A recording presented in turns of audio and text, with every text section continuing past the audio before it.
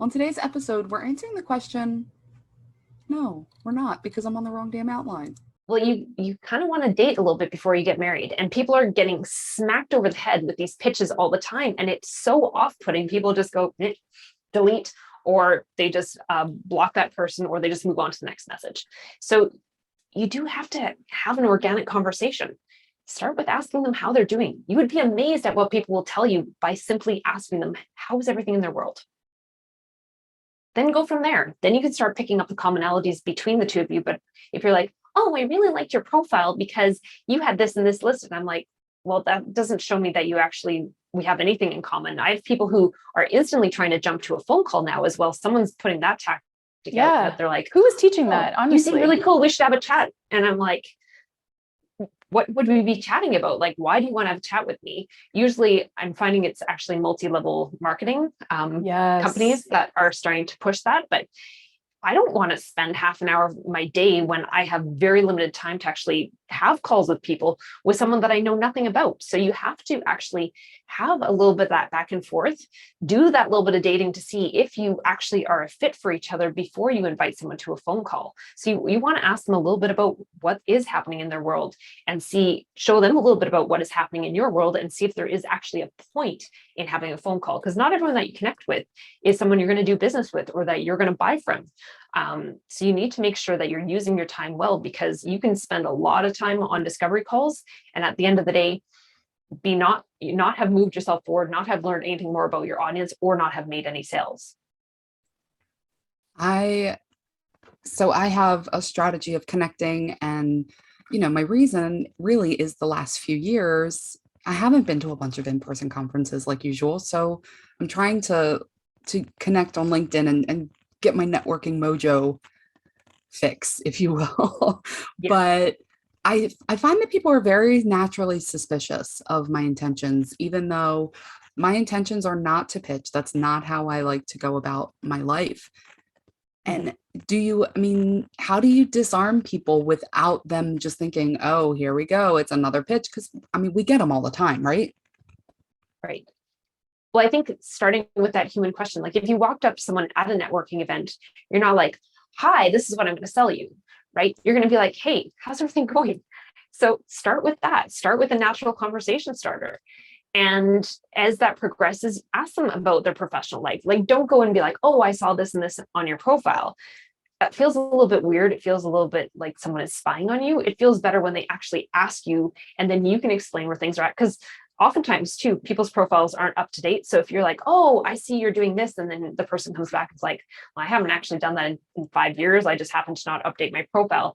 It's kind of one of those moments where you're almost dead in the water, because you made a presumption, and nobody likes to have things presumed about them. They'd rather be asked and actually have that organically come out.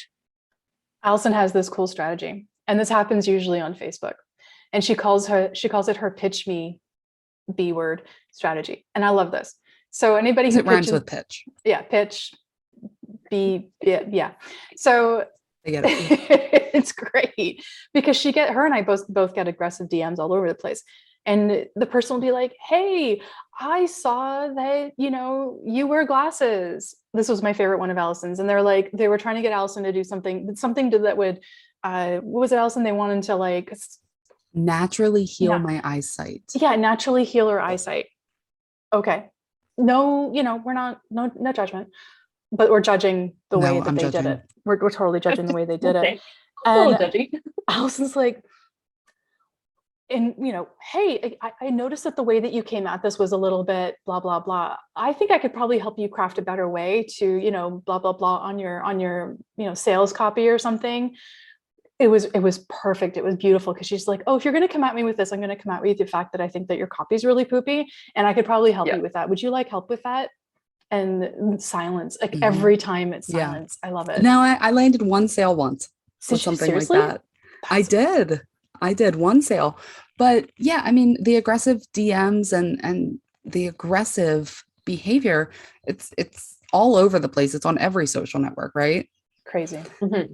Well, people just want to get to the phone call, right? So they don't want to go through the other steps. So I get it. They're in a hurry.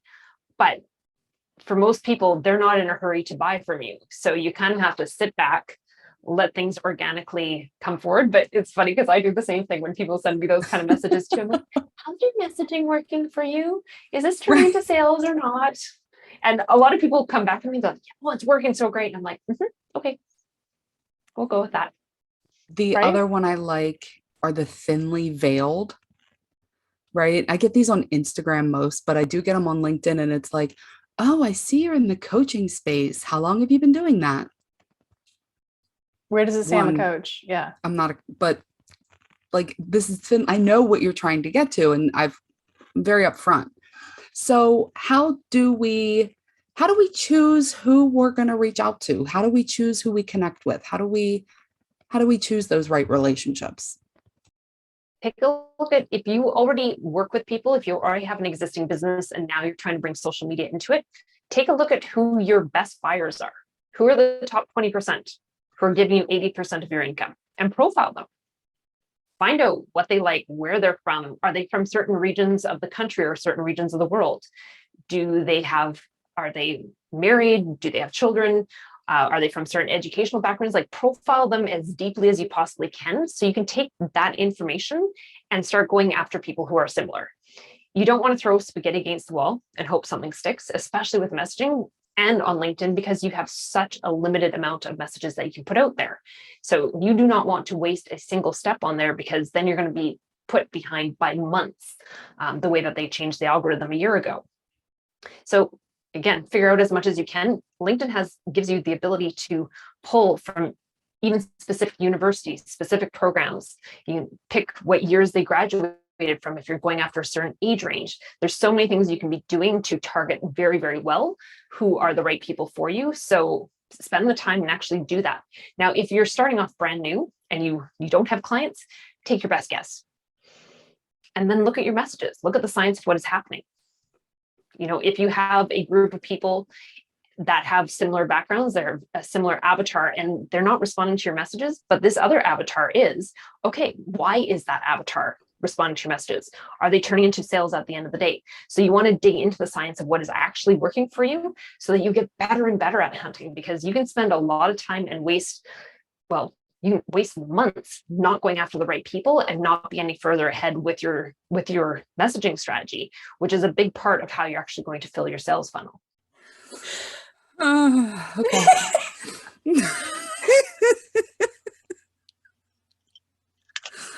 Are you laughing at how red my face is? Yeah. And we're still recording. Okay. Yeah, that's good. We got a blooper reel. Can we stop recording?